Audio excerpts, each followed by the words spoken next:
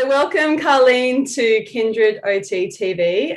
Thank you for coming on and taking some time to speak with me today.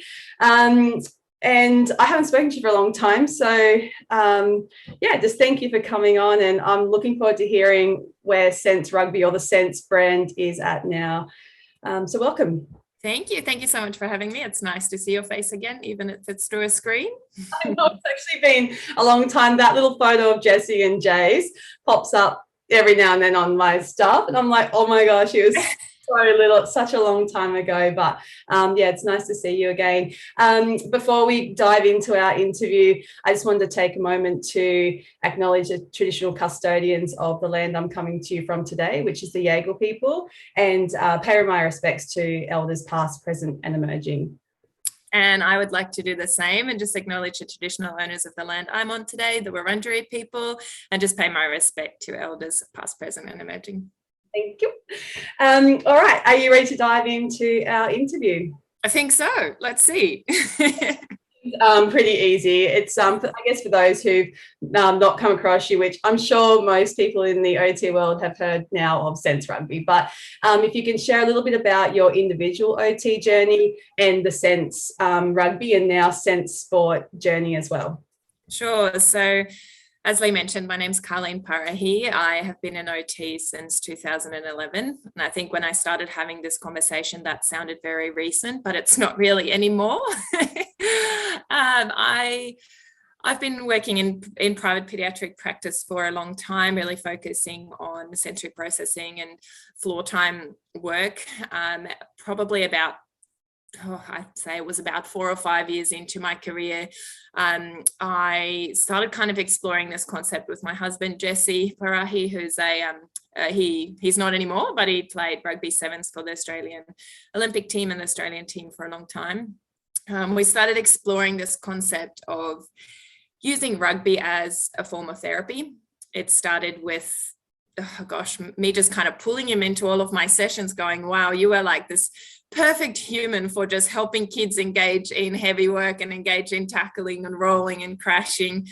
And then it just kind of expanded from there. And we thought, you know what, so many kids are missing out on team sport. What if we actually took this program and put it in the context of a rugby club or a school and got the kids together and helped them by doing these activities? And it just kind of grew from there. We started really focusing on what kind of sensory input we can get through rugby, what sort of social things we can work on, and then kind of started bringing in all the the concept of creating that safe space for the parents to be together and to just work on building the capacity of the children to be able to engage in group sport and also in other groups in their lives. It sort of just took off from there, and we now have Sense Rugby groups in most of Australia and also in New Zealand, and I've just been really enjoying working with clubs and working with families to help kids integrate into team sports or into just any kind of groups that they'd like to be a part of. I love that, and that's been your model really from the beginning, this idea of obviously it's therapeutic but also supporting kids to then eventually join a mainstream sporting community and be a part of that. And that, it's so special, and it's nice to hear that that's still kind of part of it all for you guys. So you also do clinic-based OT, which we was talking about before. You've jumped on in the last couple of years, but is that right? In the last couple of years, yes. We started our clinic about 2 years ago now. Yeah, and then obviously having this awesome experience with rugby. It's rugby-based occupational therapy. Can you share a little bit about the differences, I guess, the pros and cons, the differences, the challenges, I guess what each of those things support you with, or what just can you share a bit about the contrast with those two things? Yeah. Sure. So I was thinking about this a little bit before our chat, Lee, because I think when doing simply the rugby work, which I did do for a couple of years, I missed that opportunity to have that more individual-based, intensive sensory work in the clinic with the kids as well. And I wanted to be able to create that pathway too. So I'm really conscious that a lot of our kids were not quite ready for that group therapy, as we know. And I guess that's part of what makes the program therapeutic is, working out which kids are ready for that kind of, just right challenge. So for me, it was really nice to be able to add the clinic onto things and just kind of work from the bottom up with the kids, and work on firstly creating that connection with the parent and really learning about what their struggles are, and then kind of building in those individual clinic sessions and that really sort of intensive sensory work on what we needed to know about the kiddos, and then integrating them into the rugby program, or what we'll soon add, the AFL program as well now. So it's really added that on for me, but I also think it's allowed me to return back to what I love in the way of also then being able to integrate kids into all different settings as well that works for them. I think through rugby, I've learned so much about how far we still have to go in helping children and families not just go well in our clinics, but also go well outside of our clinics. So it's really opened my eyes to that. So often we have that, don't we, where you have a child and everything's, I guess, the way we structure things is to support with co-regulation, to provide the just right challenge that you spoke about. It's almost like the clinic's this perfect environment to address these goals, but you go back into a classroom of 26 kids or into a sporting community or whatever it might be, and you want to make sure that we do see that transition of the skills across. So it's such a nice opportunity for you to be able to do both, almost like one after the other. So that's, super cool. Is it challenging, I guess, it's quite comfortable in the clinic, and I know this myself from, doing so much nature-based and obviously surf therapy. It is so much more comfortable in the clinic, not so much from an environmental perspective. I'd rather be in the ocean any day, but it's so nice when you can just grab your respiratory toys, or you can grab, whatever swing, or you can go hide in the hide. What are some of the challenges? What do you feel there? Gosh, the weather, which I'm sure you get with surfing and nature therapy too. I think maybe also the year we've had in Oz.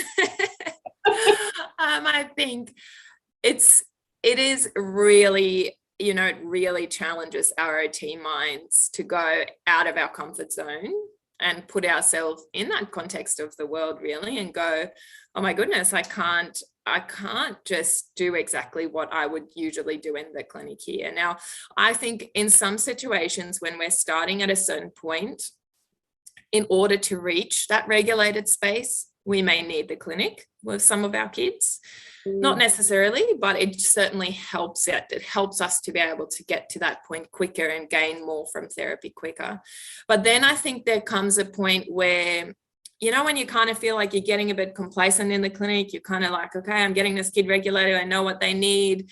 And then we just kind of, I feel like that's when you go, okay, well, how are they going to go when you put this, when you try and do this outside of the clinic? And I think what also then happens is you get a little bit more empathy for what parents are going through when they're trying to implement, your regulation strategies, or your strategies around participation in the real world. When, in the clinic, maybe I'm able to keep the room quiet and dark, and then I'm out on the field and I'm trying to co-regulate with a child, and another child jumps on my back and screams, because that's where they're at. And I think that gives us that empathy to be able to realize what a family you're going through and to be able to really support that. I find that preschool gives me that eye-opener as well, when we go into daycares and preschools, and that is the reality, is like, if you're off me playing a game or doing something that's going really great, and then a few other kids will come involved, and then the kid you're working with walks away. It's the same concept. You really get that eye-opener of what the real world kind of is for the child, or the family in your. And I think groups in general also do that, because you're not just dealing with, what the sensory needs are of the child in front of you, but also the other children. But you're also kind of seeing the effect of what it's like to be in a group for the parents too, because quite often groups, and especially parenting groups, can come with a lot of judgment and a lot of nerves for a parent who has a child who may, not necessarily tick all the boxes in perfect behavior that we expect, or, so I think that's really eye-opening as well, to see what everyday life is like for the parents when they're trying to navigate these challenges in that context. So one of the first things we kind of want to get across is that idea of this is a safe space, and meltdowns are just part of what happens. And I actually just this morning spoke to our team about, we're not trying to avoid meltdowns and create this perfect scenario where all the kids are participating in any activity. It's more about being able to push those boundaries within a supported setting, and then being able to co-regulate if things go wrong. And I think that's something that's not common in many group settings for families. Yeah, 100%. Like you say, there's still that those expectations of how a child should behave, and there is no guilt and shame like mum guilt and shame. I know, right? So I totally get that. So I guess as individuals, like we're, as much as we're therapists, we're individuals and we have these passions. So in your case, you guys have got that sporting background, and Jessie was, in the rugby field. And, for myself, I mentioned surfing and ocean therapy. And then there's people who are artists and performing artists, and there's so many trades. I interviewed a couple of guys from America who use woodwork and as their craft, I guess, with OT. So obviously when we experience the healing and the therapy of these activities, it's only natural that we then want to share them with kids and see that or people, whoever you're working with, and see that that, I guess, what's the word, the merit in using some of these things for therapy. I guess, what advice would you have for therapists who are thinking about blending passion with therapy to make sure that we don't lose the essence of therapy and that clinical reasoning? I think I'm going to have a really boring answer here. But, it's probably not going to be the answer if you feel like you're jumping into your passion, blending it with OT straight away, because I really, really firmly believe that you need to get your clinical reasoning super solid before blending it with your passion, because I think we do kind of, it's risky if we just go, okay, so I'll take rugby as an example because I know it, but it can be the same for anything. So if I just go, okay, deep pressure is good for kids, heavy work's good for kids, they play rugby, these problems will be fixed. That's not how it works. Otherwise, they could just go play a regular rugby session and get some deep pressure and heavy work, and they will go fine. That's just not how it works. And I think the thing about that is that in order to really reach a just right challenge, in order to know when you might need to make a small adjustment to an activity to make it therapeutic, or when you need to step back and when you need to lean in, or when you need to just kind of take a little bit of time for recovery, or when you need to really push and challenge that boundary, as we mentioned before, of the window of tolerance. I think in order to do that, you need to know your staff. So I think first and foremost, if you're thinking about blending your passion with your clinical work, really go deep into the activity analysis of that activity. Really think about the part of your activity that was therapeutic, because I think that in essence, occupation is therapy. So yes, to be able to participate will be to some level therapeutic, but I think if you're really wanting to use it as a full program of therapy, you really need to analyze why, and then constantly adapt and adjust, and also be ready to do that, in our case, on the field with the kiddos too. I guess when it comes to something like surfing is probably a good example with that. You've got to be willing to, similar to how you would do with your one-on-one sessions or your therapy sessions, you've got to be willing to adjust on that day, in that moment, to that child in order to do that. Yeah, I think adaptability really takes experience, and like you say, just having moments of over and over again of just understanding the basics, the foundation of OT. I think for me too, like I've only just completed my surf certificate last year, and I've been an OT for 17 years. So I'm with you on that, getting in place. But I think for me too, it's even choosing what's actually needed. So, surfing as a thing is not actually necessarily the best option for all kids. Yes. In that situation. Like sometimes that's not the therapeutic piece of what we're doing. So it's even knowing what your why is behind, what you choose to do in that. 100%. So I guess with rugby, some kids are coming because they are needing the sensory input. Some kids are coming because they need the community. They need to be linked into a network of people who are going to support them and regulate with them. Some people are coming because they need to be with other kids, but they need the sensory input at the same time. Otherwise, they struggle to stay regulated in that situation. Some people need to punch a tackle bag, you know, so I guess even if it's not what it's there for, but that's okay. That's your flexible OT brain thinking about it. I think that's really what you've got to kind of see that occupation as still just your therapy tool. And you know what, it just does look so different depending on what happens on that day. Yeah, perfect. I'm glad I brought that up, because it's something that I experience as well, that I think about is, you know, sometimes it's so, because nature, for example, is, and the oceans just feels so good to me. And so I feel like it's so therapeutic, but it's not necessarily one size fits all. Otherwise, like you say, people could just go to the beach and do their own. Yeah. 100%. Exactly. And sometimes our job is to enable that participation and to enable that enjoyment, but I can 100% sense rugby is not, it's not for everyone. And that's something that I think we've really had to learn when we make that recommendation, and when we go, you know what, maybe not, maybe go find something else that works. And ironically, sense rugby is not for our own child. So I think it just again goes to show that, you know, even if there is that background, that familiarity, and that, you know, that part of it, that we need to be able to find something that matches that child. And I guess when we think about interoception and when we think about sensory processing, it doesn't feel the same to me as it does to you. So just because it makes me feel good doesn't mean it's going to make 100% of my clients feel good. You know, we might be able to adjust it to make 80% of my clients feel good, but I think again, it's about having that, I guess, that therapeutic relationship and that child-led work. Yeah, so well answered. Thank you. So this is fun. I interviewed Kim Barthel last year in preparation for my OT brunch with her, and one of the questions, it was in the context of kids with trauma, and but the question I asked her was, so when we have kids with whatever difficulty they're having or whatever challenge it is, or they're in an environment that's not necessarily supportive, my question was, is one hour once a week enough when kids are going back into this situation? And her response to me was, sometimes it just takes a moment.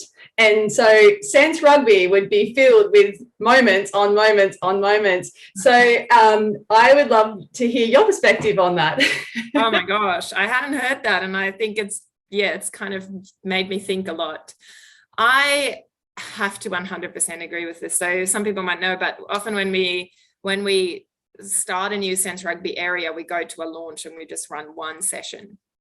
And that might just be one day before a regular session kicks off. And, you know, for whatever reason, sometimes families can only access that. It's usually a free session. So if they have, you know, issues with funding or whatever, then that's normally maybe where they come and just kind of get a feel so they can, you know, work with the NDIS around that. And sometimes the feedback we get from that is that, yeah, they just went and played in the next group that they tried, or all of a sudden they're enjoying movement. And, you know, Jessie and I've been like, well, it can't possibly have been just this one time.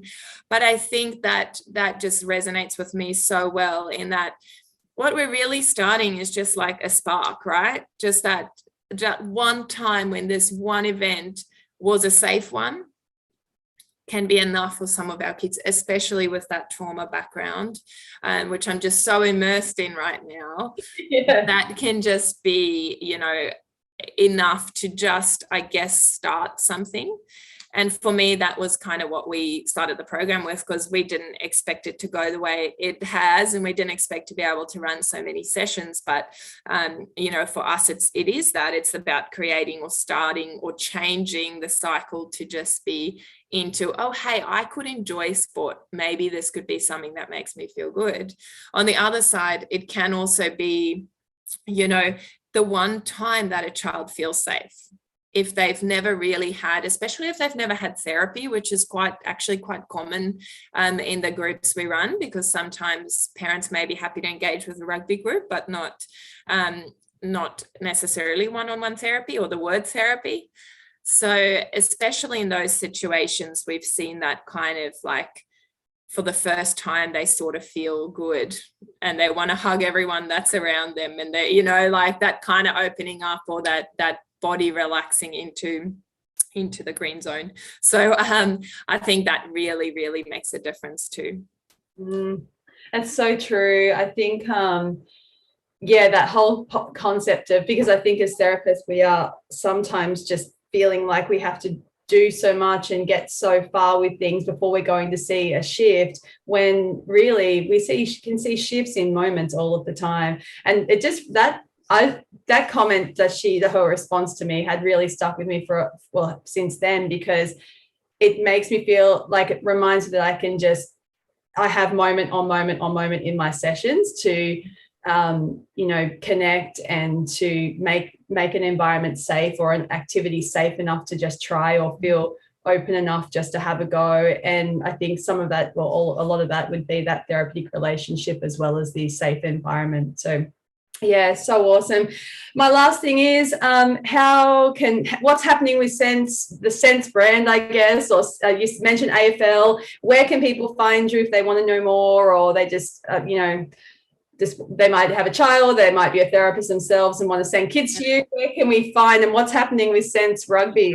So some people might have caught it, but we've recently teamed up with the Sydney Swans as well. So we've changed a little bit to Sense Team Sports, really wanting to stick with that team concept, community concept, and also the contact sport concept. So our website is senseteamsports.com.au, also quite active on Facebook and Instagram.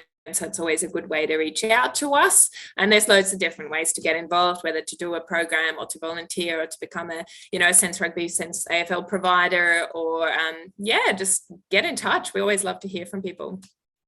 Thank you. And thank you for coming on and having a chat. Like I said, it's been so long since I've seen your face. You've had 2 children since then. And I was surprised to hear that you've, around 30 different locations for Sense Rugby. So it's really evolved, and it's something you guys should be super proud of. And I'm proud of you guys. It's so exciting. Thanks, Lee. It's good fun too. Thank you for speaking with me today. It's awesome. Thank you.